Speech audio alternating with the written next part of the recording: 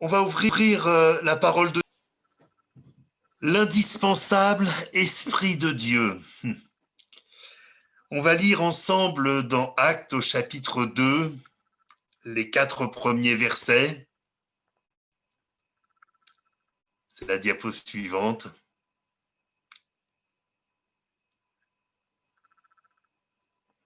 Le jour de la Pentecôte, ils étaient tous ensemble dans le même lieu. Tout à coup, il vint du ciel un bruit, comme un vent, comme celui d'un vent impétueux, et il remplit toute la maison où ils étaient assis. Des langues semblables à des langues de feu leur apparurent, séparées les unes des autres, et se posèrent sur chacun d'eux, et ils furent tous remplis du Saint-Esprit, et se mirent à parler en d'autres langues, selon que l'Esprit leur donnait de s'exprimer. Amen. Quand je me suis posé la question du thème que nous allions aborder ce dimanche, j'avais un certain nombre de réflexions à l'esprit, de choses qu'il me semblait judicieux de méditer. Et puis le Seigneur m'a imposé cette pensée. Il est temps de nous préoccuper de la vie de l'esprit dans l'Église locale. Il est temps de revenir, si je puis me permettre, à la vie de l'esprit au milieu du peuple de Dieu. Alors, si nous nous posons encore la question, si nous avons besoin de précision sur qui est l'esprit, nous pouvons rappeler en lisant ce texte de 2 Corinthiens chapitre 3, verset 18, « Nous tous, qui le visage découvert contemplons comme dans un miroir la gloire du Seigneur, nous sommes transformés en la même image de gloire en gloire, comme par le Seigneur l'Esprit. » Le Seigneur, l'Esprit. Le Saint-Esprit est Dieu. Il est le Seigneur. Nous pouvons passer à la diapo suivante. Il n'est pas une partie de Dieu. Il n'est pas une pensée de Dieu. Il n'est pas une puissance de Dieu. Il est Dieu. Nous ne pouvons pas nous passer de lui. On peut passer à la diapo suivante. Nous ne pouvons pas nous passer du Saint-Esprit, pas plus qu'on ne peut se passer du Christ, du Seigneur Jésus. Dans Luc chapitre 10, verset 16, je n'ai pas mis ce texte dans le diaporama, mais celui qui vous écoute m'écoute, celui qui vous rejette me rejette, celui qui me rejette rejette celui qui m'a envoyé. Si nous rejetons Jésus, nous rejetons le Père. Mais de la même manière, si nous rejetons l'Esprit, si nous estimons pouvoir nous passer de l'Esprit, c'est de Dieu que nous nous passons et c'est Dieu que nous rejetons. Voyez-vous, il y a de grandes confusions et nous aurons certainement pendant les semaines qui viennent l'occasion de partager encore sur l'indispensable Esprit de Dieu. Et il y a de grandes confusions entre l'action de l'Esprit, l'onction de l'Esprit, le baptême dans le Saint-Esprit. Mais quoi qu'il en soit, nous ne pouvons pas nous passer du Saint-Esprit. Dans l'Évangile selon Jean, au chapitre 3 et au verset 5, il est dit, Jésus répondit, en vérité, je te le dis, si un homme ne naît d'eau et d'esprit, il ne peut entrer dans le royaume de Dieu. Ce dont il est question ici, nous le savons, nous qui sommes instruits dans la parole de Dieu, il est question là de la nouvelle naissance. Et la nouvelle naissance, ça n'est pas le fait de notre volonté, ça n'est pas le fait de notre force de caractère, c'est un miracle, qui est engagé, qui est conduit par le Saint-Esprit. Seul le Saint-Esprit peut changer notre mentalité, notre manière de penser. La conversion, ça, c'est notre responsabilité. Le demi-tour que nous faisons quand nous donnons notre cœur à Jésus, ça, c'est à nous de le faire. La repentance, c'est ce que nous devons au Seigneur. Lui demander pardon pour tous nos péchés. Mais le changement de mentalité, le fait, comme le dit la deuxième épître aux Corinthiens au chapitre 5 et au verset 17, de devenir une nouvelle créature, ça, c'est un miracle. Personne ne peut se prévaloir de la capacité de faire de lui-même une nouvelle créature, d'avoir une nouvelle mentalité. C'est encore sous la conduite du Saint-Esprit que nous recevons la conviction. Jean chapitre 16, verset 7, nous connaissons ce texte. Je vous dis la vérité, il vous est avantageux que je m'en aille, car si je ne m'en vais pas, le consolateur ne viendra pas vers vous. Mais si je m'en vais, je vous l'enverrai. Et quand il sera venu, il convaincra le monde en ce qui concerne le péché, la justice et le jugement. Mes frères et sœurs, si nous avons reconnu un jour que nous étions des pécheurs, c'est parce que le Saint-Esprit nous en a convaincus. Si nous avons compris que face au jugement de Dieu, nous ne pourrions pas sortir innocents, c'est parce que le Saint-Esprit nous en a convaincus. Et si nous avons compris que seule la justice qui vient du Christ, il a été fait justice pour nous, que seule cette justice pouvait nous rendre justes aux yeux de Dieu, c'est encore l'effet du Saint-Esprit. Et c'est parce que nous avons eu cette nouvelle naissance, effet de l'Esprit de Dieu en nous, miracle de l'Esprit en nous, que nous pouvons être appelés enfants de Dieu et qu'une place nous est réservée dans le ciel. Le rôle de l'Esprit, et là encore, je ne parle toujours pas encore du baptême dans le Saint-Esprit, nous n'en parlerons pas aujourd'hui, est fondamental dans notre vie de chrétien. S'il est fondamental pour que nous devenions une nouvelle créature, il est également fondamental dans notre vie de chrétien. Nous connaissons ce texte de Galates, chapitre 5, verset 22. Mais le fruit de l'esprit, alors c'est pas la clémentine, hein, le fruit de l'esprit, mais c'est un fruit à plusieurs quartiers, le fruit de l'esprit. C'est l'amour, c'est un premier quartier, c'est la joie, la paix, la patience, la bonté, la bénignité ou la bienveillance, la fidélité. D'autres traductions disent la foi, la douceur, la tempérance ou la maîtrise de soi. La loi n'est pas contre ces choses. Mes frères et sœurs, je ne suis pas un expert en agriculture, mais il y a une chose que je sais, c'est que même si les ingénieurs agronomes arrivent à faire pousser des légumes ou des fruits hors sol, ça n'est pas la norme. Et si nous voulons récolter des fruits, le meilleur moyen est de planter des arbres. Et bien de la même manière, si nous voulons que l'esprit porte du fruit dans notre cœur, il faut que l'esprit soit planté dans notre cœur. Il faut laisser à l'esprit la liberté de s'enraciner dans notre vie.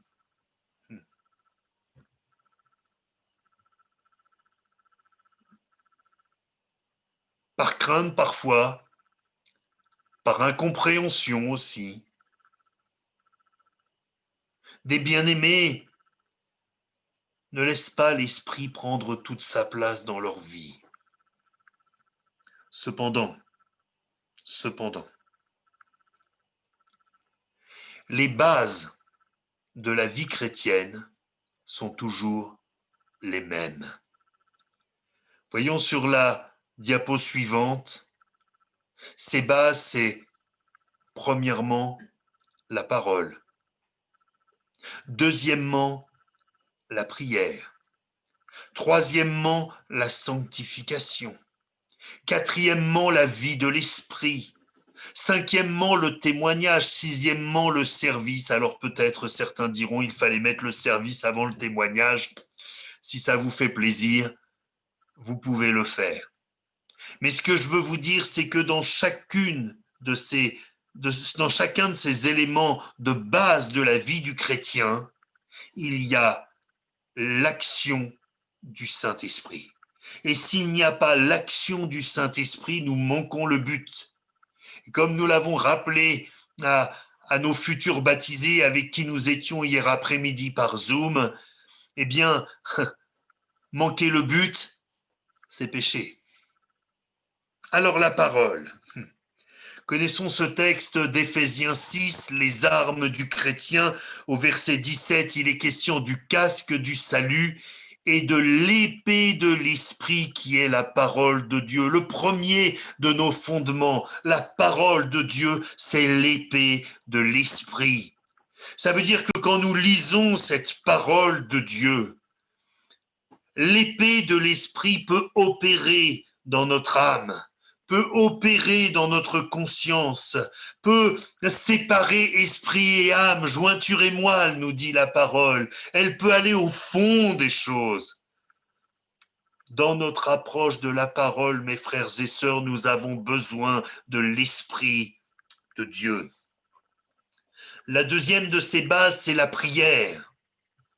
Et là, nous lisons dans Romains chapitre 8, verset 26, de même aussi l'Esprit nous aide dans notre faiblesse, car nous ne savons pas ce qu'il nous convient de demander dans nos prières, mais l'Esprit lui-même intercède par des soupirs inexprimables. Ne vous est-il jamais arrivé de vous placer devant Dieu avec le cœur tellement chargé, avec tellement de fardeaux, tellement de souffrances, que vous ne savez par quel bout les prendre, comment commencer, et devant le Seigneur de dire « Seigneur », et déjà tout est dit.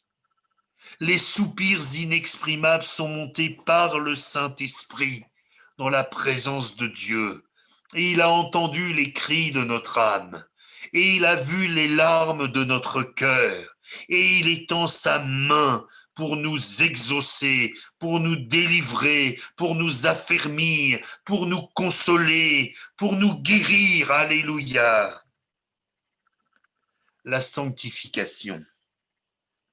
2 Thessaloniciens, chapitre 2, verset 13, pour nous, frères bien-aimés du Seigneur, nous devons à votre sujet rendre continuellement grâce à Dieu, parce que Dieu vous a choisi. Vous vous souveniez de ça? C'est pas vous qui avez choisi le Seigneur, c'est le Seigneur qui vous a choisi, qui nous a choisi dès le commencement pour le salut, par la sanctification de l'Esprit et par la foi en la vérité. Nous pouvons avoir l'intention de nous sanctifier, mais frères et sœurs, nous n'en avons pas le pouvoir. Nous avons besoin du secours de l'Esprit de Dieu.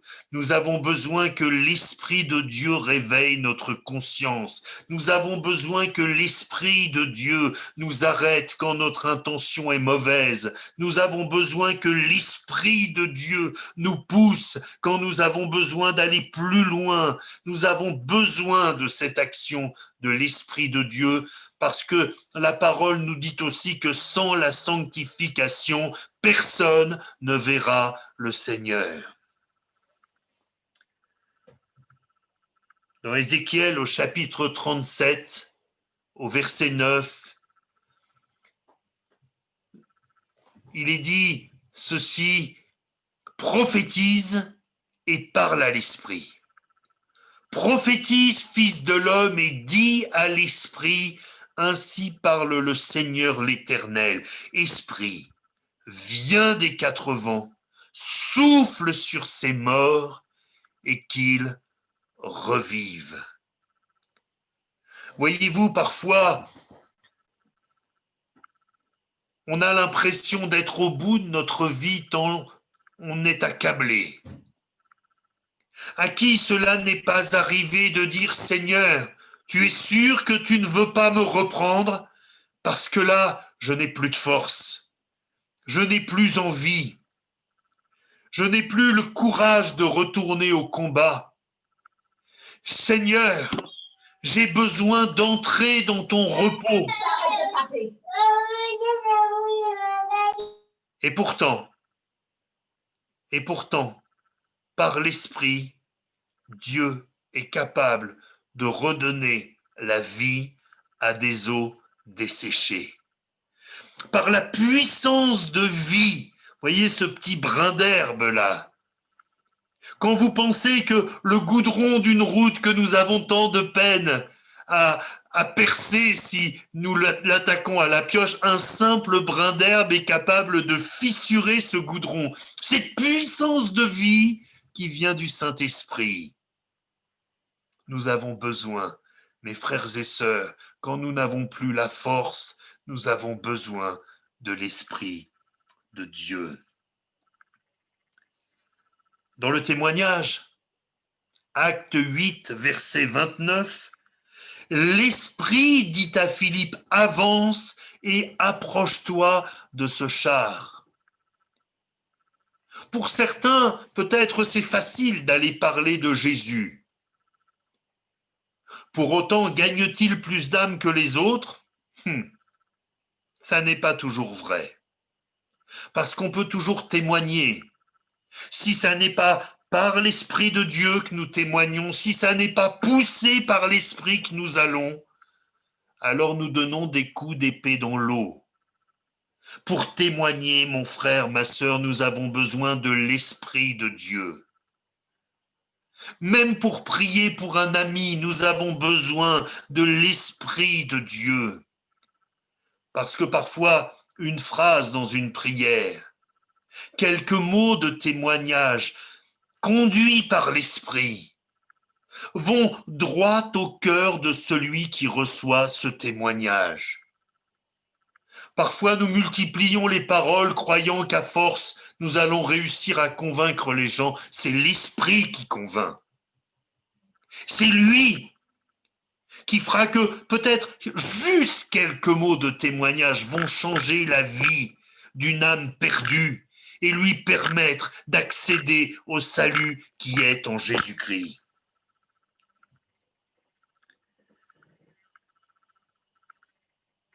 Comment pouvons-nous servir le Seigneur sans le Saint-Esprit ?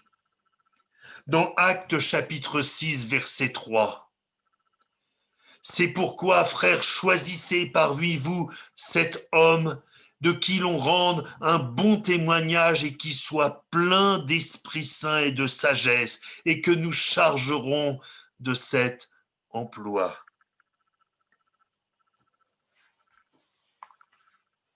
Mes frères et sœurs, pour servir le Seigneur à quelque poste que ce soit, nous avons besoin d'être remplis du Saint-Esprit. Et là, je fais la nuance, pour servir le Seigneur, nous avons besoin d'être baptisés dans le Saint-Esprit. Je dois vous dire, plusieurs dans l'Église, ne venez pas me dire, oui, mais un tel, il sert et il n'est pas baptisé. Je sais. Plusieurs dans l'église sont venus me voir et m'ont dit, écoute, j'ai un problème, je fais tel service et je ne suis pas baptisé dans le Saint-Esprit. Je vais me retirer.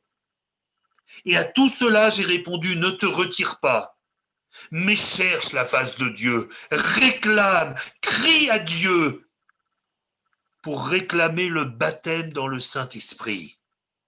Ce que le Seigneur veut, ça n'est pas que nous nous retirions. Ce qu'il veut, c'est au contraire que nous nous engagions toujours plus en avant pour son œuvre, que nous cherchions toujours plus ce qui l'honore, ce qui nous rend utile.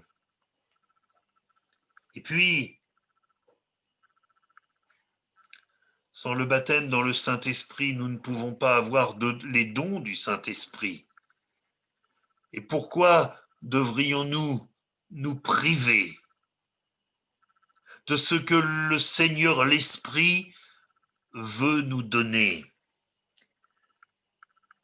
Je termine avec cette pensée dans Éphésiens 4, au verset 30. Il est écrit « N'attristez pas le Saint-Esprit de Dieu, par lequel vous avez été scellés pour le jour de la rédemption. »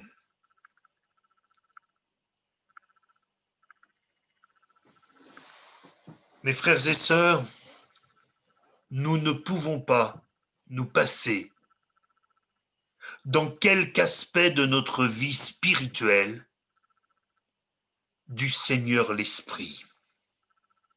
Nous en avons besoin quotidiennement, à chaque instant.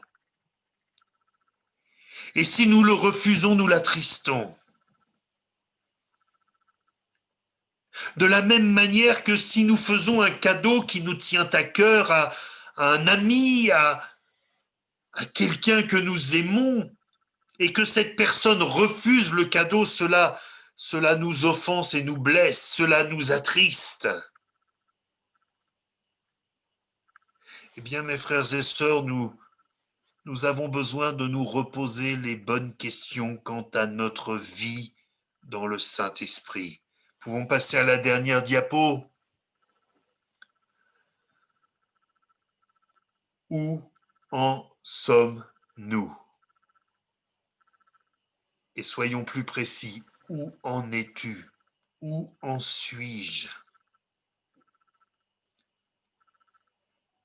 Peut-être tu as été baptisé dans le Saint-Esprit il y a des années de cela et tu n'en as jamais rien fait.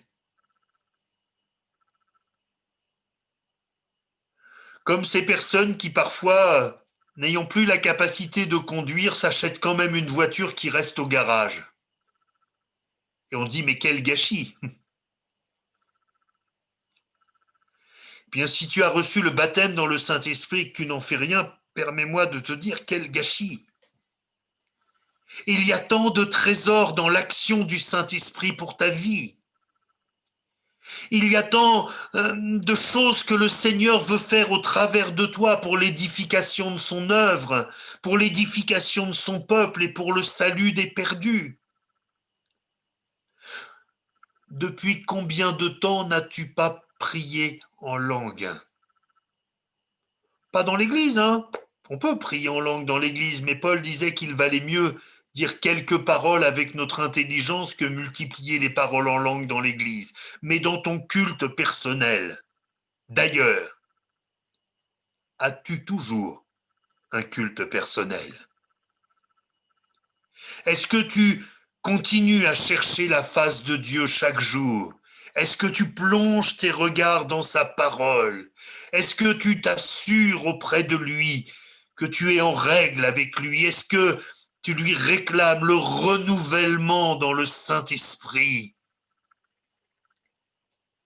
Les premiers chrétiens, les environ 120 qui avaient été baptisés dans le Saint-Esprit le jour de la Pentecôte, quand ils ont vu que leur audace faiblissait un peu parce qu'il y avait de l'opposition, ils ont demandé au Seigneur de leur donner tout à nouveau cette force qui leur permettait d'être véritablement les témoins de Jésus-Christ, de pouvoir prêcher la parole avec courage, avec force, avec conviction.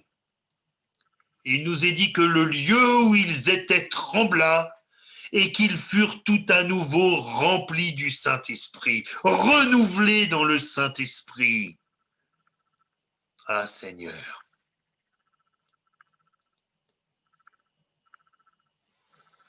Je voudrais vous dire, mes frères et sœurs,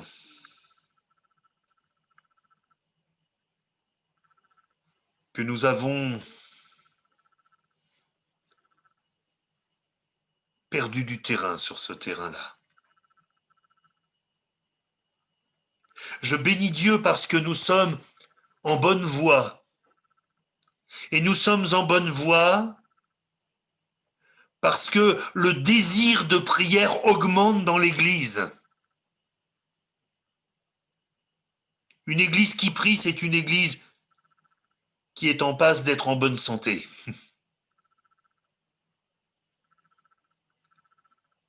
Mais au-delà de la prière, il nous faut veiller à notre vie dans le Saint-Esprit. Alors, peut-être ne pouvons-nous pas terminer ces moments sans permettre à ceux qui le désirent de crier à Dieu. Je vais terminer cette méditation par la prière, mais si quelques-uns ont le désir d'élever leur voix, je voudrais qu'ils s'en sentent tout à fait libres, parce que le Seigneur leur en donne cette liberté. Si personne ne prie, personne ne prie. Mais je serais bien surpris que personne n'ait besoin d'être renouvelé dans le Saint-Esprit, baptisé dans le Saint-Esprit. Je suis convaincu du contraire, parce que plusieurs me l'ont déjà témoigné. Alors prions le Seigneur ensemble. Seigneur notre Dieu, personne ne peut se satisfaire, et pas moi plus que d'autres, d'avoir suffisamment reçu de ton esprit. Seigneur, pour ma vie, premièrement, je te réclame plus. Plus de cette onction, plus de la puissance d'en haut, plus de cette huile fraîche, plus de paroles inspirées, plus de prières qui révèlent des choses dans les cœurs, plus de dons spirituels. Mais si je le réclame pour ma vie, je le réclame aussi pour la vie de chacune de mes sœurs, de chacun de mes frères. Seigneur, tu as dit que les vieillards auraient des songes, que les jeunes gens auraient des visions. Seigneur, c'est cela que nous voulons voir. Tu as dit que nous ferions de plus grandes œuvres que toi. Nous voulons vivre cette parole et nous ne pourrons pas le faire sans la puissance du Saint-Esprit manifestée dans nos vies, sans la plénitude du Saint-Esprit, sans que l'huile déborde sur notre tête. Alléluia. Que ton nom soit béni, Seigneur, au nom de Jésus-Christ. Amen.